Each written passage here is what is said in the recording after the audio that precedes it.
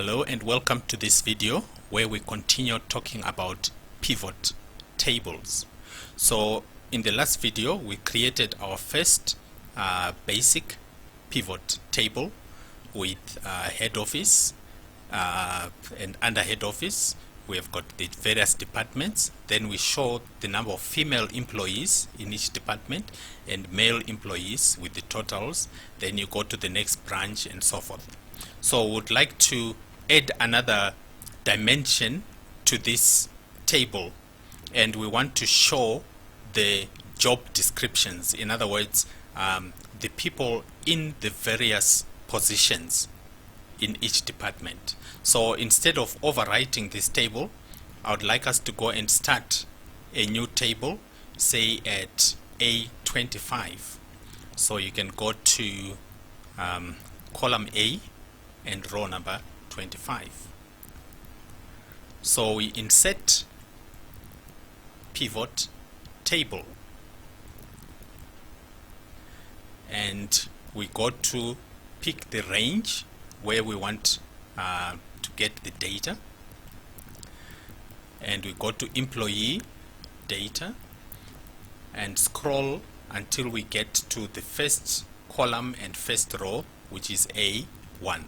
So I click in A1, hold down my shift key on the keyboard, use the right arrow to select to the last column, then I use the down arrow to go down. So I'm still holding down the shift while I'm pressing the down arrow key. So the down arrow, you don't hold it down, you just press it one at a time. Otherwise, if you hold it down, by the time you wake up, you'll be at row number 3000. So once we are here, we press enter. So remember that you must highlight including the headings of the columns. So that's all we need to do, and we press OK. So the structure is going to be basically the same except for the addition of the job title. So we start by selecting the branch. So the reason why we start by selecting the branch is because that is the biggest dimension. Everything else comes under the branch. So then next to the branch is the department and then the job title. So you will now see that under head office you have finance, and in finance these are the job titles represented. So it literally goes through all the data in the employee data worksheet and looks for people that are working in finance and what are their job titles. So it only lists each job title once. It doesn't care how many people are in accounts or rather are accountants. All it cares about is which job titles are represented. So for us to get the number of people, we need the value, right? In other words, to put the name, because the name is representing one person. So we now drag the name into values. So now it will give us the total number of people who are accountants in finance, total number of people who are HR officers, lecturers, and so forth. So let us center this information. Then next we want to add the gender element. So the gender could also come on the rows here, but it will be a bit clumsy. Let me just show you. By simply clicking on gender, it will now put under accountants the females and males, if there are any, under HR females and male, and so forth. But we want to put the gender instead as a column, right? So we drag gender to columns so that each gender comes as a separate column. So let me highlight and center. So now you can see that for finance, for accountant, it will show the number of males and females, HR, number of males and females, lecturer, number of males and females, and the grand total is this side. So just like we did with the other table, we can also format this table whichever way we want. So just like you format cells in Excel, you just use the same method. So what we've basically done is just added one more dimension, because here we did not have the job title, right? We didn't have the job title. We only had just the department, but now we have introduced the concept of the job title. So if somebody is analyzing the employees, for example, and they do not want to analyze them by department and branch, but they just want to make an overall analysis to say how many women do we have and how many men do we have, how many women do we have in a particular job title, right? So we can do that by creating yet another table. So let's go to 55, just after this table, click on 55, and we insert another pivot table. Then we go again to the range, and we select all the data, including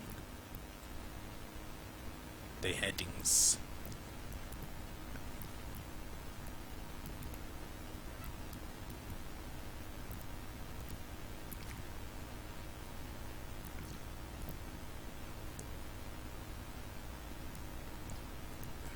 And you press enter, and then we click OK. So on this new table, I want us to start by simply clicking on gender. So you can see that it just shows us male and female. Then let's put values using the full name, and we put it under values. So you can see that we have got a total of 48 females and 16 males. So you can see that this information agrees with this table, which is having the gender on columns: 48 females, 15 males, females and males, and a grand total of 64. So we can now decide of the females, how are they distributed on the job title. So we want to put job title on the row. So we just click on it. Where is job title? It's somewhere down here. So you just click on job title. So now you can see that of the females, 17 are accountants, 15 are HR officers, and 16 are lecturers.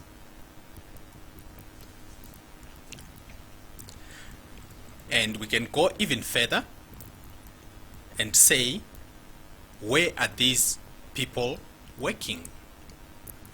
Then we add the dimension of the branch, but this time I don't want to put the branch on the rows because it will be a bit clumsy. Let me just show you how clumsy it would be. If I just click on branch, right? So you can see now that with accountant, it will now say head office Ngwerume and so forth, right?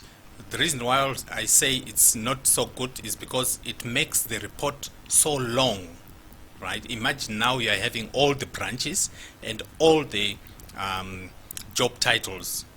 It's going to be quite a long report, which is very narrow, just 2 columns. So I would rather not have the branch there, but have it as a column. So meaning that I drag the branch to columns here. Then I will center these fields so that we can see clearly where each data is belonging. So you can see now the branches and the totals.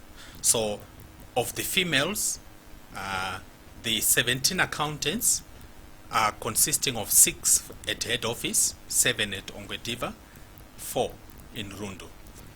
HR 15 consisting of 4 at head office, 6 in Ngwerume, 5 at Rundu, and so forth.